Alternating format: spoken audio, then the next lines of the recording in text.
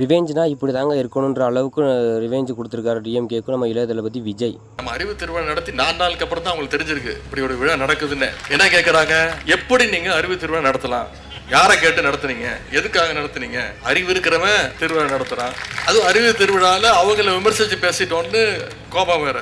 எப்படி போலீஸை பார்த்தா திருடனுக்கு பயம் வருமோ, அதனால அறிவுங்கிற வார்த்தையை கேட்டாலே அவங்களுக்கு அதிர்ச்சி.